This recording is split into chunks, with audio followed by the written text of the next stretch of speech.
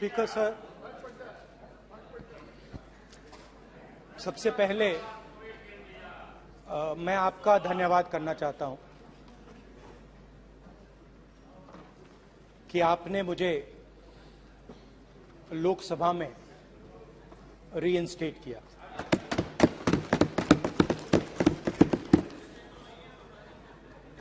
और पिछली बार जब मैं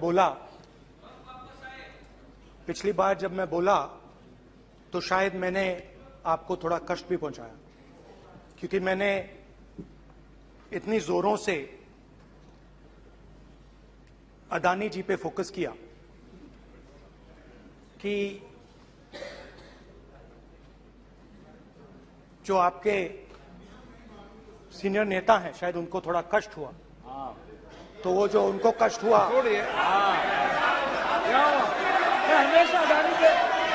हमेशा अडानी पे अभी भी कष्ट हो रहा है।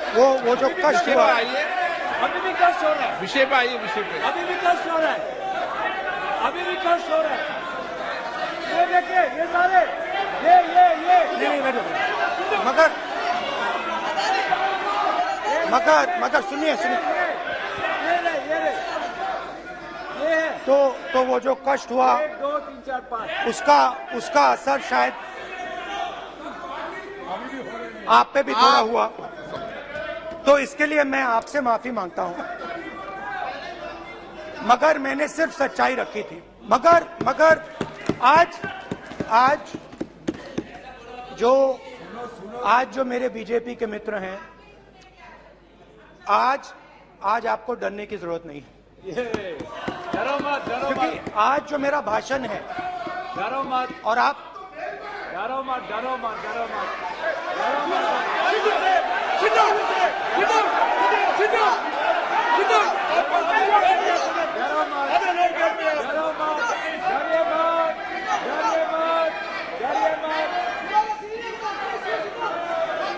स्पीकर सर, अरे बैठे ब्रदर।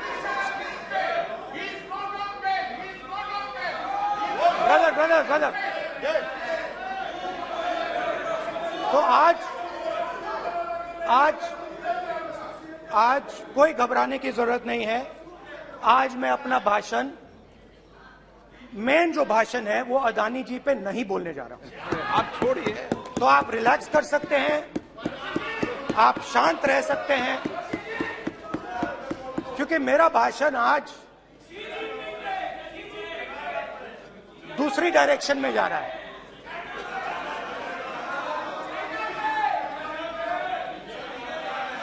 रूमी ने कहा था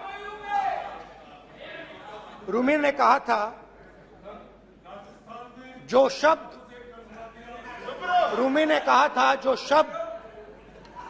दिल से आते हैं वो शब्द दिल में जाते हैं। तो आज मैं दिमाग से नहीं बोलना चाह रहा हूं, मैं दिल से बोलना चाह रहा हूं।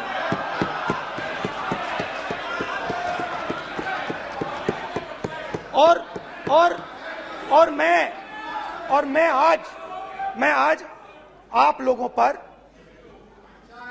इतना आक्रमण नहीं करूंगा। मतलब एक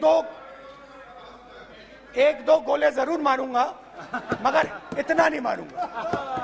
तो आप रिलैक्स कर सकते हैं। डरिए मत।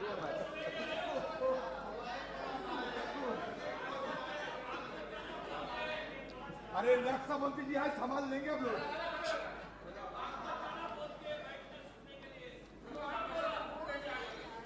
पिछले साल 130 दिन के लिए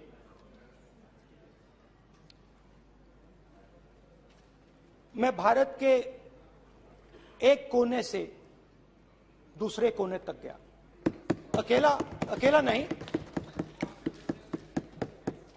बहुत सारे लोगों के साथ।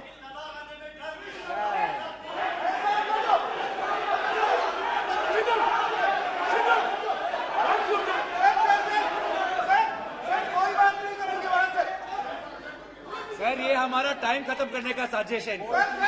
प्रधानमंत्री बोलेंगे ऐसे ही होंगे सर, सारे समाज निकल जाए। समुद्र अधीर अधीर अधीर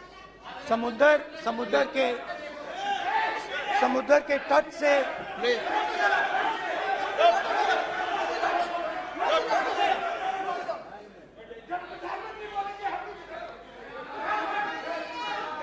माननीय सदस्य प्लीज प्लीज ऐसे धमकाने का बात की मत बोलो यहाँ पे। हाँ प्लीज। मैं समुद्र के तट से कश्मीर की बर्फीली पहाड़ी तक चला। नहीं, लद्दाख को मैंने नहीं छोड़ा। यात्रा अभी खत्म नहीं हुई है, यात्रा जारी है और जरूर लद्दाख आएंगे, घबराइए मत। बहुत सारे लोगों ने मुझसे पूछा यात्रा के दौरान, यात्रा के बाद कि राहुल तुम क्यों चल रहे हो, क्या तुम्हारा लक्ष्य क्या है, कन्याकुमारी से कश्मीर तक क्यों जा रहे हो। और जब वो मुझसे पूछते थे, शुरुआत में मेरे मुंह से जवाब नहीं निकलता।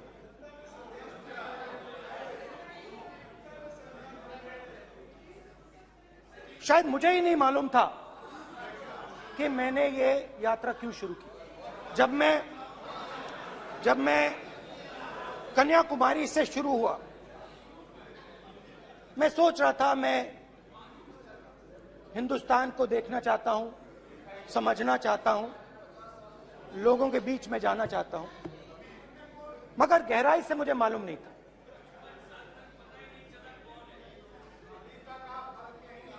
थोड़ी देर में मुझे बात समझ आने लगी।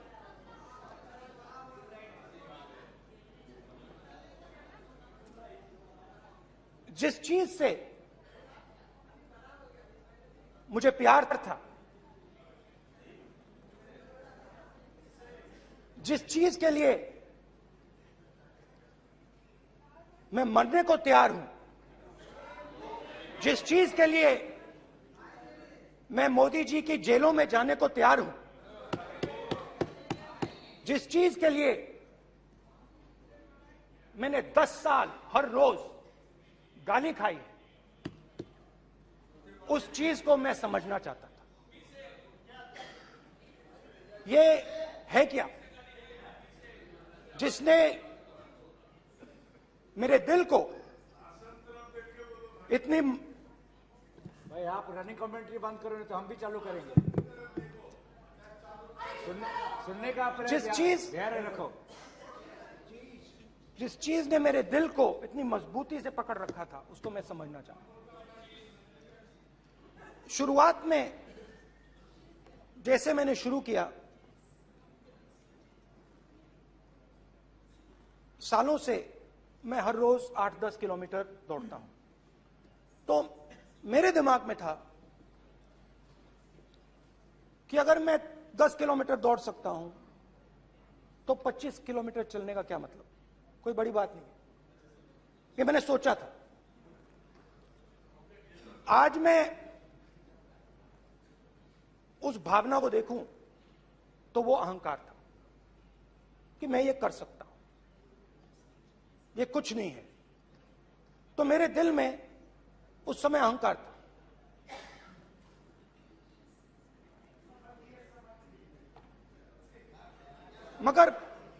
मगर भारत अहंकार को एकदम मिटा देता है, 1 सेकंड में मिटा देता है। तो हुआ क्या, 2-3 दिन में मेरे घुटने में दर्द शुरू हो गया। पुरानी इंजरी थी और जबरदस्त दर्द। हर रोज मैं उठूं और मेरे घुटने में दर्द, हर कदम में दर्द। तो पहले 2-3 दिनों में जो अहंकार था, जो मतलब भेड़िया जो निकला था, वो चींटी बन गई एकदम। जो हिंदुस्तान को अहंकार से देखने निकला था, वो पूरा का पूरा अहंकार गायब हो गया। और रोज मैं डर डर के चलूं कि क्या मैं कल चल पाऊंगा। ये मेरे दिल में डर था। और जब भी ये डर बढ़ता था, कहीं ना कहीं से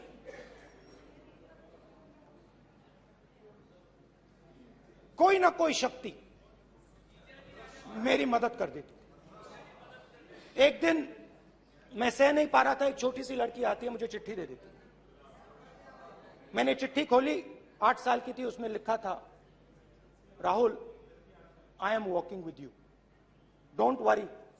उसने मेरे पैर में चोट देखी और उसने अपनी शक्ति मुझे दे दी। सिर्फ उसने नहीं, लाखों लोग ने। और शुरुआत में जब मैं चल रहा था, कोई किसान आता था, मैं एकदम पहले उसको अपनी बात बताता था कि आपको ये करना चाहिए, आपको इस प्रकार से काम करना चाहिए। मगर इतने लोग आए, हजारों लोग आए, कि थोड़ी देर में मैं बोल नहीं पाया। जो मेरे दिल में बोलने का डिजायर था, वो बंद हो गया। बोल ही नहीं पाया, क्योंकि इतने लोगों से बोलना था। और एक सन्नाटा सा छा गया, भीड़ की आवाज थी, भारत जोड़ो, भारत जोड़ो, भारत जोड़ो। और जो मेरे से बात करता था, उसकी आवाज में सुनता गया।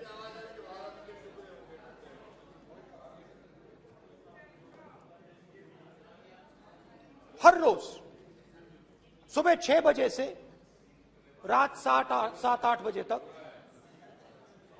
आम आदमी, गरीब, अमीर, बिजनेसमैन, किसान, मजदूर, सबकी आवाज।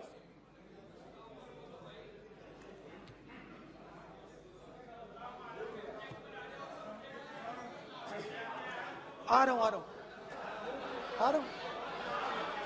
आप कल से रुके, अब थोड़ा और रुक लो, 5-10 मिनट रुक जाओ।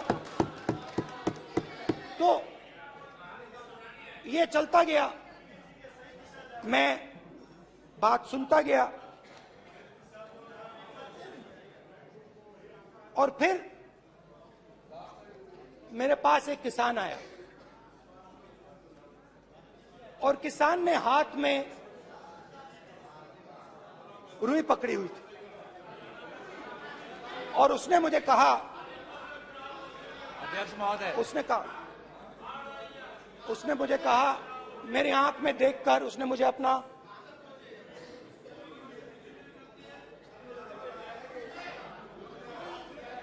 वो रुई का बंडल दिया, और उसने कहा, राहुल जी, यही बचा है मेरे खेत का यही बचा है, और कुछ बचा नहीं है। मैंने उससे, जो मैं नॉर्मली सवाल पूछता था, भैया आपको बीमा का पैसा मिला, वो पूछा। बीमा का पैसा मिला, वो पूछा। और किसान ने मेरा हाथ पकड़ा। किसान मुझे कहता है कि नहीं राहुल जी, मुझे बीमा का पैसा नहीं मिला, हिंदुस्तान के बड़े उद्योगपतियों ने वो मुझसे छीन लिया। मगर इस बार बड़ी अजीब सी चीज हुई। जब मैंने किसान को देखा और वो मुझसे बोल रहा था, तो जो उसके दिल में दर्द था वो मेरे दिल में आया। जो उसके आंखों में शर्म थी जब वो अपनी बीवी से बात करता था, वो शर्म मेरी आंखों में आई। जब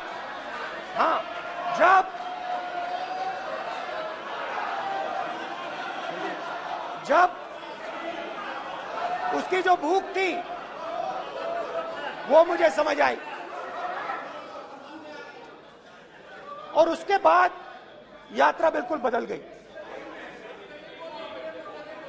मुझे भीड़ की आवाज नहीं सुनाई देती थी, मुझे सिर्फ उस व्यक्ति की आवाज सुनाई देती थी जो मेरे साथ बात कर रहा था। उसका दर्द, उसकी चोट, उसका दुख, मेरा दुख, मेरी चोट, मेरा दर्द बन गया। समझने की कोशिश करो।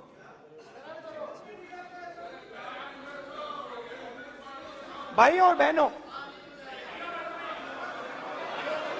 लोग कहते हैं कि ये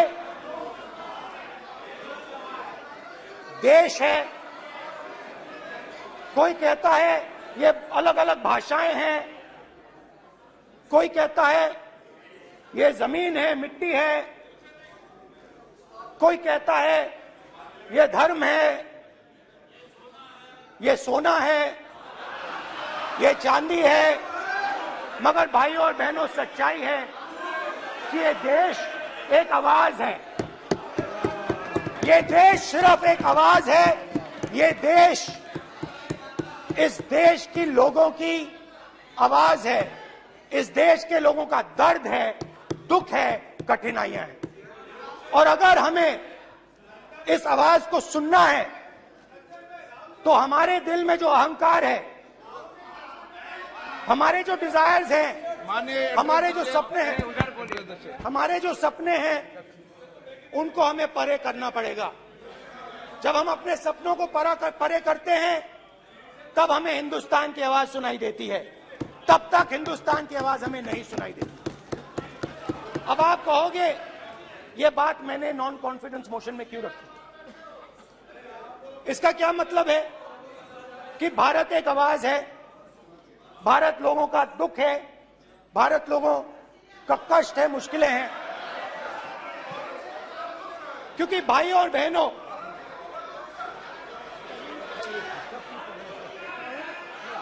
अध्यक्ष महोदय, अब पूरा सूद समय जवाब को मिलेगा, फिर पूरा सूद समय जवाब देंगे सर। फिर आप हमें मत रोकेगा सर। अध्यक्ष महोदय, फिर आप हमें मत रोकेगा सर। आप हमें मत रोकेगा, फिर आप हमें मत रोकेगा।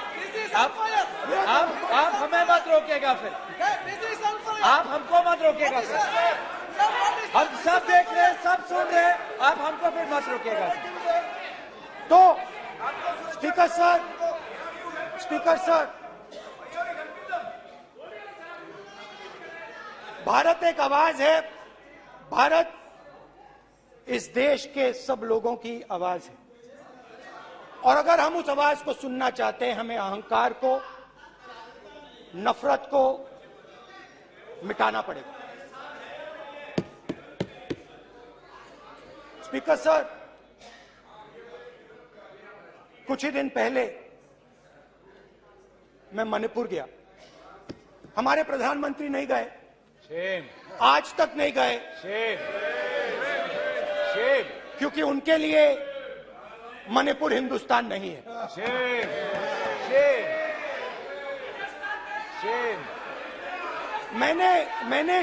मैंने मणिपुर शब्द प्रयोग किया, मगर आज की सच्चाई यह है कि मणिपुर नहीं बचा है। मणिपुर को आपने दो भाग में कर दिया है। मणिपुर को आपने बांट दिया है, तोड़ दिया है। मैं मणिपुर में रिलीफ कैंप्स में गया।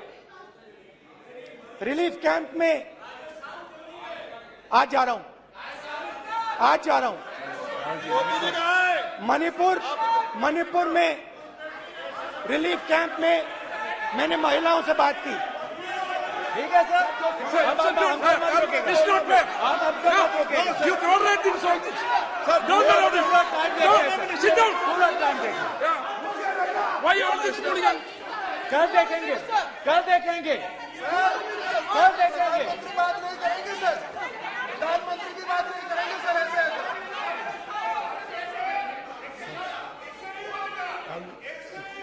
सूद समय मैं जवाब मणिपुर मिलेगा। गया और मणिपुर के कैंप्स में मैंने महिलाओं से बात की, बच्चों से बात की, जो हमारे प्रधानमंत्री जी ने आज तक नहीं किया। एक महिला मुझे कहती है, मैंने उनसे पूछा, बहन क्या हुआ आपके साथ? What's this? एक एक मंत्री बोल रहे हैं, कल आप बोले एक एक मंत्री खड़े होके बोल रहे हैं, एक एक मंत्री खड़े होके ऐसे कर रहे हैं। एक एक मंत्री खड़े होंगे तो पूरे सांसद खड़े होंगे यहाँ पे, पूरे सांसद खड़े होंगे यहाँ पे। बैठे नहीं है, चुपचाप करिए। पूरे सब खड़े होंगे, पूरे सब खड़े होंगे। कल कांग्रेस पार्टी ने पूरा देश खड़ा होगा आपके खिलाफ, तो पूरा देश कल आपके खिलाफ खड़ा होगा। मैं बहुत सारी महिलाओं से बात किया, मगर मैं आपको दो उदाहरण देना चाहता हूं। एक महिला मुझे कहती है, मैंने कहा क्या हुआ तुम्हारे साथ? कहती है, मेरा छोटा सा बेटा, महिला का सम्मान करें प्लीज, ये सम्मान। एक ही बच्चा था मेरा,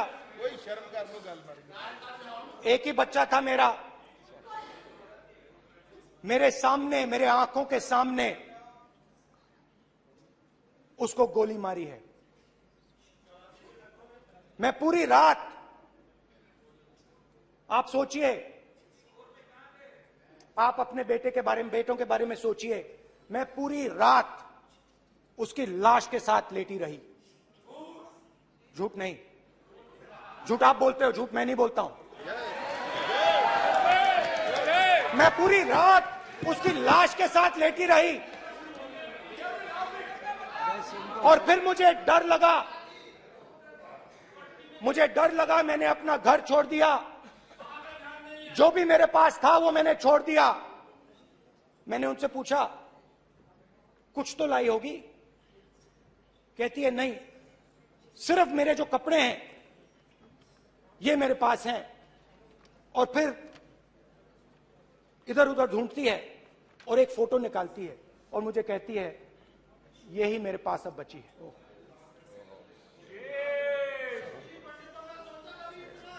एक और उदाहरण,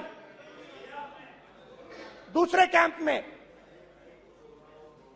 मैं, एक महिला मेरे सामने आती है, मैं उससे पूछता हूं, तुम्हारे साथ क्या हुआ? क्या हुआ तुम्हारे साथ? और जैसे ही मैंने ये सवाल पूछा,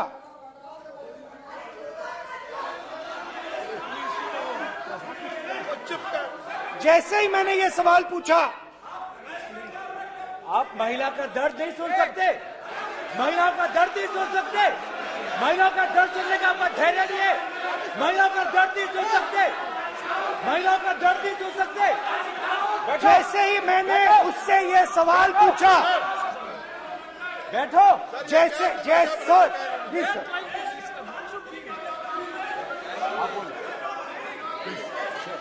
शर्म करिए, शर्म करिए। जैसे ही मैंने उससे सवाल पूछा, तुम्हारे साथ क्या हुआ, शर्म नहीं है तेरे को?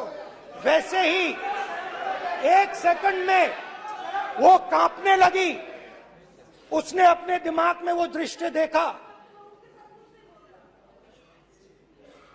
और वो बेहोश हो गई।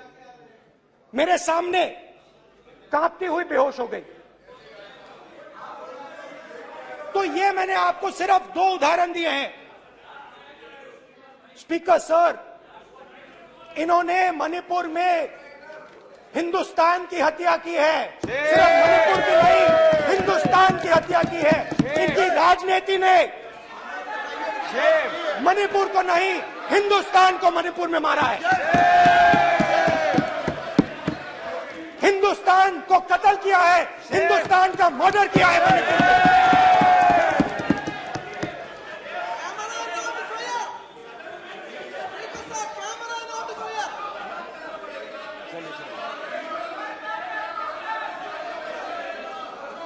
अरे 2 भाग किए हैं, शर्प करिए जी।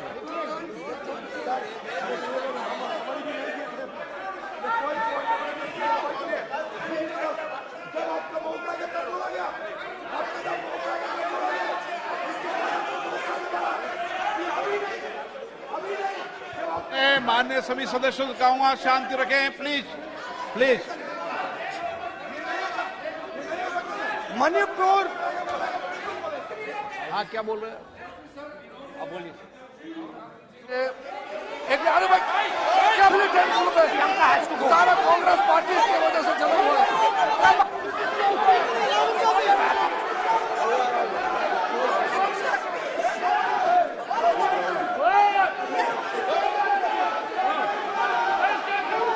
Okay, back. Aja, back. Back. Hemant, सबको पीछे ले आओ। Back. हाईवे। हो गया। प्रतापन, हो गया। आप भाषण नहीं सुनना चाहते हैं? आप भाषण नहीं सुनना चाहते? प्लीज बैठिए,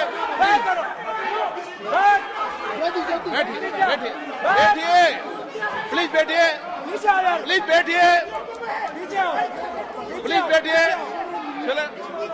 चलिए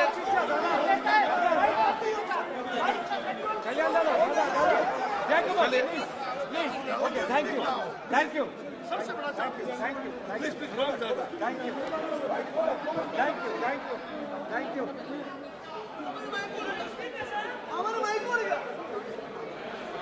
एक मिनट बैठिए, एक मिनट प्लीज बैठिए, प्लीज बालू जी,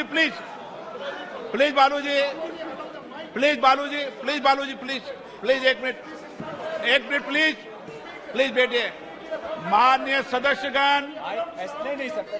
जिस तरीके का व्यवहार आप टेबल पर आकर कर रहे हैं, इस तरीके से सदन नहीं चलेगा। ये तरीका ठीक नहीं है। जब मैंने किसी को कहा है तो कहा है, ऐसे सदन नहीं चलेगा। आप सदन नहीं चलाना चाहते, अलग बात है। अब अपनी बात कहिए, गलत तरीका ये। नो, ऐसे सदन चलने वाला नहीं है। जो माननीय सदस्य टेबल पर आए हैं उनके खिलाफ कार्रवाई होगी। प्लीज बैठिए, आप भी बैठिए। माननीय मंत्री जी, प्लीज बैठिए। भारत सदन है, माता, प्लीज बैठिए। भारत माता, प्लीज बैठिए। Please brother. मैं बहुत शांति से सुन रहा हूं। इसका तरीका ये नहीं है उचित हो कि आप टेबल पर आए। नहीं, गलत तरीका ये। आप जैसे मैंने माननीय सर, प्लीज प्लीज ब्रदर भाई पानी ले। जैसे मैंने भाषण के शुरुआत में बोला, भारत एक आवाज है। भारत हमारी जनता की आवाज है, दिल की आवाज है। उस आवाज की हत्या आपने मणिपुर में की। इसका मतलब भारत माता की हत्या आपने मणिपुर में की।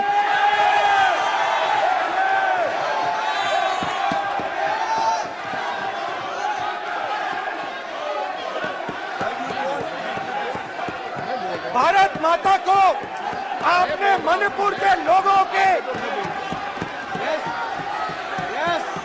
मारा, आपने मणिपुर के लोगों को मारकर भारत की हत्या की है। आप देश द्रोही हो, आप देशभक्त नहीं हो, आप देश प्रेमी नहीं हो, आप देशद्रोही हो। आपने देश की हत्या मणिपुर में की। प्लीज प्लीज एक मिनट, प्लीज प्लीज बैठिए, प्लीज प्लीज बैठिए। अब सवाल आप उठता है, बैठना चाहते नहीं बैठना चाहते? आप बैठना चाहते नहीं बैठना चाहते? इसीलिए आपके प्रधानमंत्री चाहते आप? मणिपुर में नहीं मैं जा कह रहा हूं, सकते बैठिए आप, हैं क्योंकि उन्होंने प्लीज। देश की हत्या की है। मणिपुर में हिंदुस्तान की हत्या की है, भारत माता की हत्या की है। मणिपुर के लोगों के दिल में। प्लीज एक मिनट बैठिए आप, एक तो मिनट सवाल बैठिए। उठता है, एक मिनट बैठिए, एक मिनट। आप भी विराजे, आप भी विराजे, आप भी विराजो, आप भी विराजो। आप बैठिए सही, नहीं बैठिए रहने दो आप, चलो आप बैठिए, बैठिए आप प्लीज, बैठिए आप प्लीज। आप बोल रहे फिर आप भारत माता के रखवाले नहीं एक हो, मिनट माननीय सर। आप भारत माता के हत्यारे हो। प्लीज माननीय सदस्य, प्लीज प्लीज माननीय सदस्य, please please please please please. देखिए माननीय सदस्यगण, प्लीज प्लीज। माननीय सदस्यगण, भारत मां हमारी मां है, हमें सदन में बोलते समय संयम बरतना चाहिए। मेरा अपनी मां की हत्या की बात कर रहा हूं मैं, मणिपुर में अपनी मां की हत्या की बात कर रहा हूं मैं, आदर से बोल रहा हूं। आपने मेरी मां की हत्या की मणिपुर में। एक मेरी मां यहां बैठी है, दूसरी मां को आपने मणिपुर में मारा है।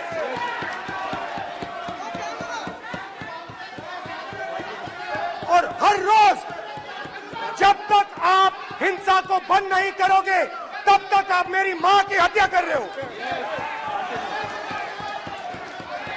हिंदुस्तान की सेना मणिपुर में एक दिन में शांति ला सकती है। हिंदुस्तान की सेना का आप प्रयोग नहीं कर रहे हो, क्योंकि आप हिंदुस्तान को मणिपुर में मारना चाहते हो।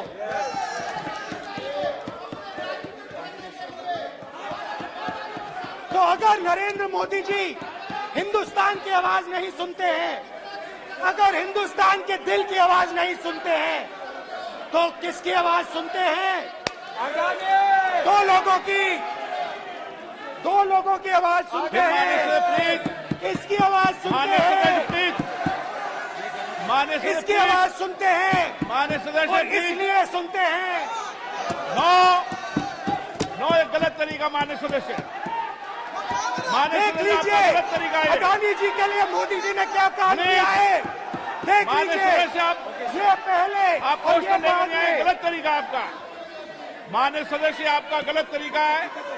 आप सीनियर सदस्य हैं, आप इस तरीके का व्यवहार सदन में मत करिए।